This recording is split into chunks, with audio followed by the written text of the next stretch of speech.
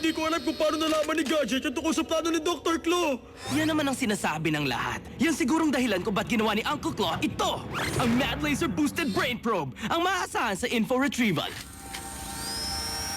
I-relax mo lang ang utak mo. Ayos? Ayos! Umpisahan na ang paghahanap! Sige, inaamin ko kasalanan ko. Patawarin niyo na ako. Bam! Believe na ba kayo? Ganun lang yon. Maligayang pagdating sa pinaka-astig na motivational retreat sa lahat. At, naiwan ko umaandar yung probe. Huwag kayong mag-alala. Ayos lang siya. Kilala ako ng karamihan bilang mad, talentadong talent. Sa mga hindi ako kilala, sasalang ko kayo sa brain probe mamaya. Mabalik tayo. Ang tema ng Mad Employee Conference ngayong taon, ang pagwasak sa mga kalaban at mahalin ang trabaho. Bago tayo magsimula, kung may undercover spies dito, pwede na kayong umalis. Palakpakan niyo siya. Ginagawa lang niya ang trabaho niya. Ngayon, ang pinakahihintayin ninyong lahat, minahal niyo siya nung tinuyo niya ang karagatan. Naggalit nang nakawin niya ang oxygen ng mundo. Gustong tularan ng masasama? Gusto ng HQ ikulong habang buhay. Ang bisita nating walang kasing sama, si Dr. Claw! Salamat at tahimik. Kahit ang mga pinakawalang silbi sa inyo ay magiging magagaling na mga mad agent sa susunod na mga oras. Kung hindi... Wala siyang kasing sama, hindi ba? Wala ba kayong mga kamay? O sige, meron ba sa inyong galing sa Evovania?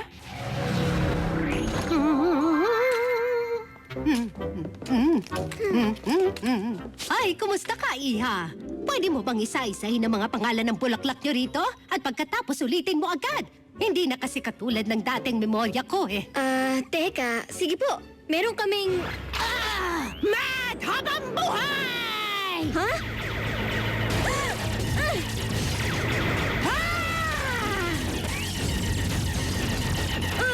Tama na!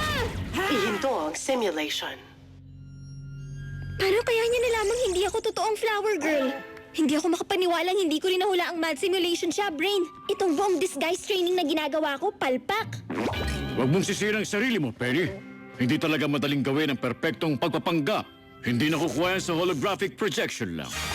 Chief Quimby, bibili rin ba kayo ng bulaklak? Kamusta, Uncle Gadget? Aba, Penny, masaya ako at meron kang part-time job. Mahuhubog ang pagkatao mo. At kahit paano, kikita ka ng kaunti. Inspector Gadget, mabutit na dito ka. May bagong misyon ako para sa'yo. Kasalukuyan nagaganap ang pinakamalaking pagtitipon ng mga MAD agents sa kalapit na convention center. Ang misyon mo ngayon ay alamin kung ano ang binabalak ng MAD at pigilan yun. At sa ngayon, dahil ako mismo nagbabasa para sa iyo ng misyon, ang mensaheng ito'y hindi kusang sa sabog. Kaming bahala, Chief. Tamang-tama. Sakto tong misyong to para makapag-practice ako ng disguise techniques ko. Tama ka, Penny. Simulan niyo na ang misyon. Tuloy ang simulation. Mad habang buhay!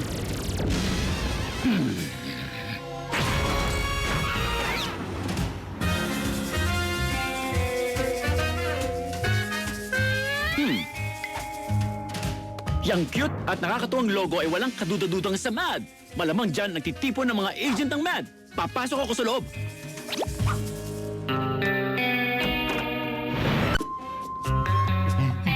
May parating. Dali, tago!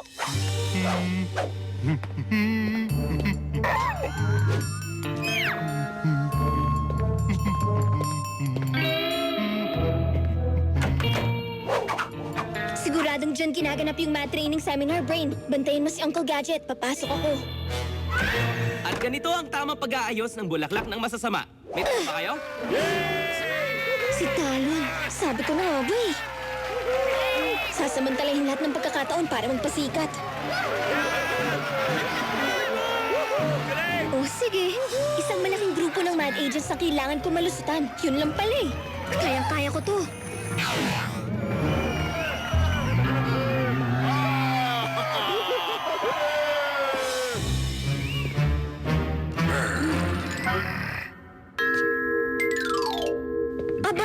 Kompleto pala ang tropa ng mga masunurin ah. Kumusta kayo mga tol? Sasama ng mga itsura niyo ah. Hoy! Hindi ba ikaw si Mustache McGee? Di ba tayo magkasama na pinalamig natin yung core ng Earth? Aha, napakainit ng araw na yun. Pero masaya. Napakasaya! Ikasa mo nga dyan.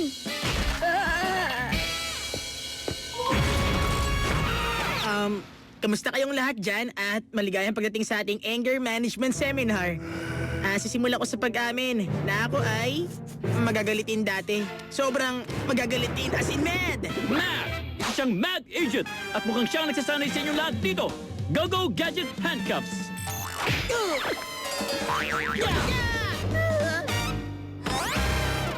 Hindi pa ako nahuhuli. Napakadali talagang maloko ng mga agent ng MAD gamit ang holo disguise. Ang tanong na lang, maniniwala ba Nagpahuli ka, ha? Gusto ko yung ganyan. Kawalan ng respeto sa otoridad. Ngayon, oras na para ipakita sa akin ang mga natutunan mo. Sige na! Gusto ko marinig ang kasamaan mo. Iungol mo ng malakas. Ilakas nyo! Mas malakas pa! Ang sabi ko, mas malakas pa. Kayong lahat, makinig kayo sa akin. Hindi nyo kailangan magpasakop sa MAD. Kahit kailan!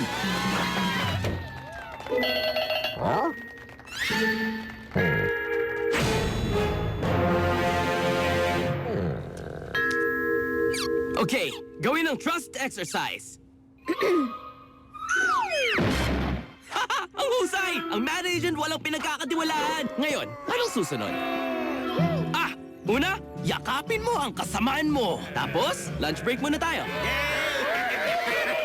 Sa hapon nga pala, magugrupo tayo para pag-usapan ang masasamang plano ng MAD sa susunod na taon. masasamang plano ng MAD? Sinusubukan mo bang sumilip ng panakaw? Ha! Gusto ko yan. Tuso ka rin ah. Nasa iyo ang katangian ng magaling na tauhan. At ngayon, oras na para sa chan. Kasamaan! Kasamaan! Kasamaan! Kasamaan! Di ako makapaniwalang nagagawa ko. Kung pwede sanang ituloy lang ang pagpapanggap. Tama. Kasamaan. Ibig ko sabihin, kasamaan. Kasamaan! Kasamaan ang resulta pag nagpasakop kayo sa MAD. Sa halip, palagi niyong buksan ang mga palad niyo sa pagtulong sa iba.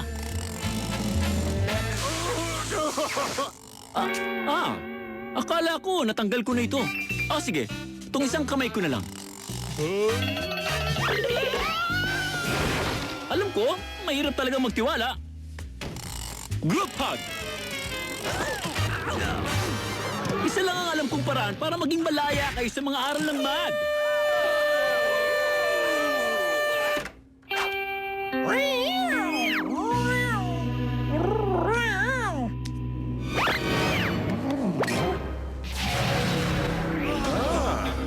Sunod, hand-to-hand combat lessons. Oras na para ipahiya ng hamak na estudyante ang guro niya. Taas ang kamay ng sino mang may gustong pabagsakin ko. Uy! Ako! Ako! Uy!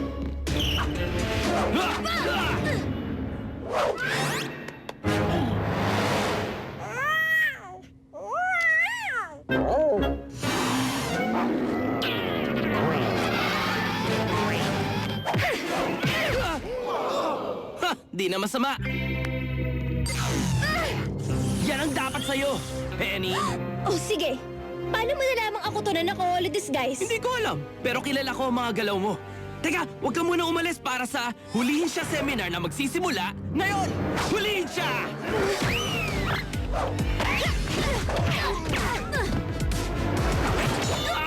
Aling parte ng hulihin siya ang hindi nyo maintindihan, mga hungang?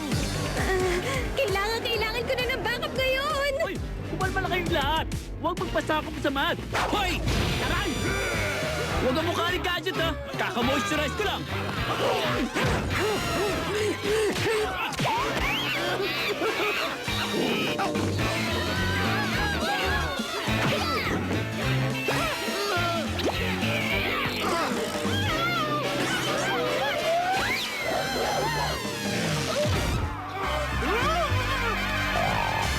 Kayong mga ambisyosong MAD, may oras pa kayo para sa huling seminar.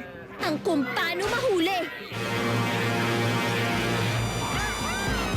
Dinideklara kong tapos na ang training session na to. Magaling, Gadget! Napigilan mo ang pinakamalaking MAD agent training sa buong kasaysayan, pati na rin ang pinakamalaking hand sped training. Kaya pala may kakaibang amoy rito. Siyempre naman, Chief. Parte ng trabaho ko yun eh. At hindi lang yun, mukhang nakahanap rin tayo ng mag-aalaga sa mga hayop. Sino nga yung masamang cute? Sino? Hindi ako makapaniwalang wala na tayong mga recruit at binitawan mo mga plano natin. Tama na! Mula sa oras na to, gagamit na lang tayo ng mga tauhang robot. Mukhang kailangan ko na rin mag-recruit ng bagong pamangkin at ng bagong pusa.